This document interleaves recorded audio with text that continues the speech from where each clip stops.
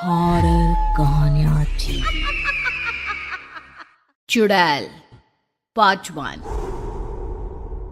ऊंची ऊंची पहाड़ियों और घने जंगल से घिरा हुआ भैरवगढ़ गांव काली पहाड़ी के ठीक पीछे था। काली पहाड़ी यानी मौत का घर। भैरवगढ़ गांव तक पहुंचने का रास्ता बेहद दुर्गम था।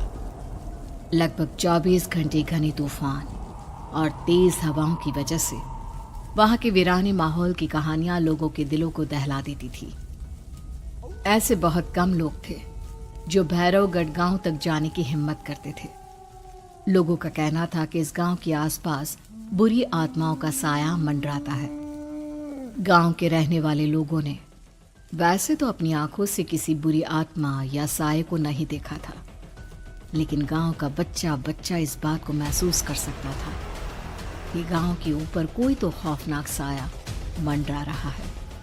और उसकी वजह ये थी कि उस गांव में जैसे ही कोई लड़का 18 साल का होता, उसके 18वें जन्मदिन की रात ठीक 12 बजे अकस्मात उसकी मौत हो जाती।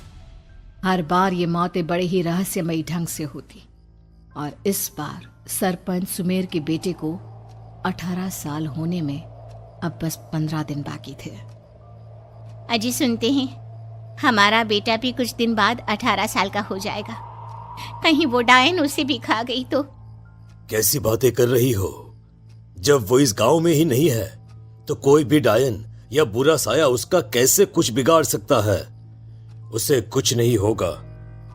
हाँ जानती हूँ, आपने उसे पढ़ाई के बहाने इस गांव से बाहर निकाल शहर भेज दिया है, लेकिन ये भी तो सच है ना कि वो बार बार यहाँ आने की जिद करता रहता है। वो चाहे कितनी भी जिद कर ले जानकी, पर मैं उसे इस गांव में कभी वापस नहीं आने दूंगा।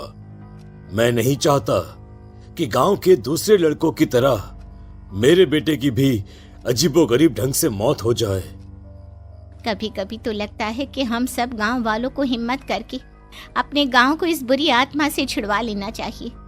लेकिन कौन जानता है आखिर वो खतरनाक साया किसका है? वो काली आत्मा कौन है जो रातों रात हमारे गांव के लड़कों को निगल जाती है? सुमेर और जानकी जब ये सारी बातें कर रहे थे तब रात के लगभग 10 बज चुके थे और हर रात की तरह भैरवगढ़ गांव एक भयानक काले तूफान की आगोश में था। बाहर चल रही तेज हवाएं और बारिश के बीच कभी कभी ऐसा लगता जैसे कोई बुरी तरह से चीख रहा है। किसी के तड़पने और चीखने की आवाजें गांव के कानों में बार बार टकराती, पर वहां रहने वाले किसी भी औरत या आदमी के अंदर इतना साहस नहीं था कि वो अपने घर से बाहर कदम रख के उन आवाजों तक पहुंच सके। सो जाओ जानकी और घर के खिड़की दरवाजे कसकर बंद कर दो। अब जानकी सब खिड़कियां ठीक से बंद करने ही लगती है कि तभी उसे अपने घर के दरवाजे पर जोर जोर से खटखटाने की आवाजें सुनाई देती है। इन आवाजों को सुनकर जानकी और सुमेर के चेहरे डर से पीले और हाथ पैर ठंडे पड़ जाते हैं। जानकी, जानकी, इतनी रात कौन होगा?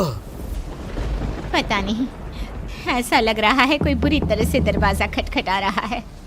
अरे हाँ, पर किसी की आवाज भी तो नहीं आ रही।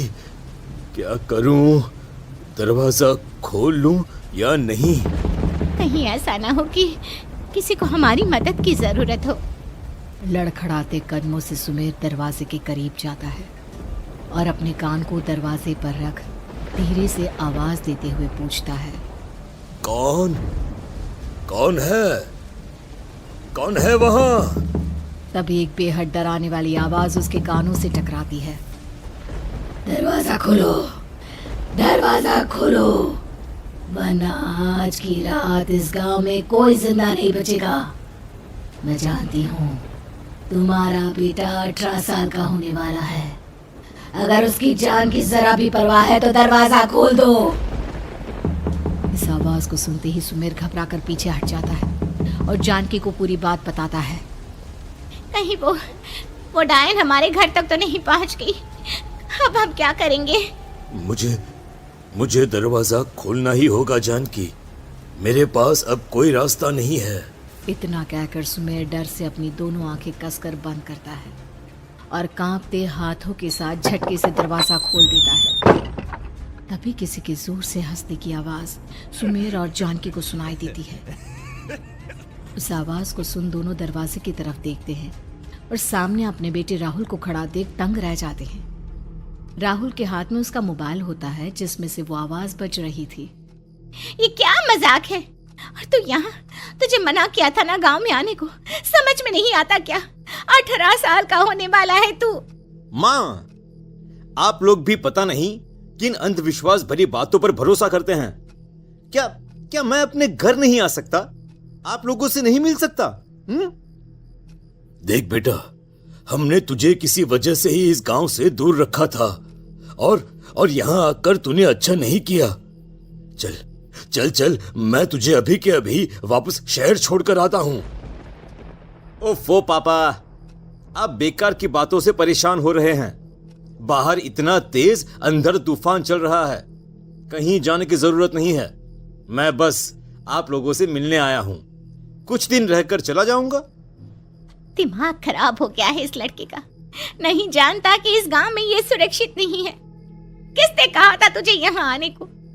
ये आवाजें सुन, बाहर से जो आवाजें आ रही है तुझे सुनाई नहीं देती क्या? अरे माँ, जब जोर से तूफान चलता है, तेज हवाएं चलती हैं, तो इसी तरह की आवाजें आती हैं। ये बहुत नॉर्मल है माँ। नॉर्मल होगी तेरे लिए बेटा। 4 दिन शहर में पढ़कर आया है तो अपने माँ बाप की बात नहीं मान सकता।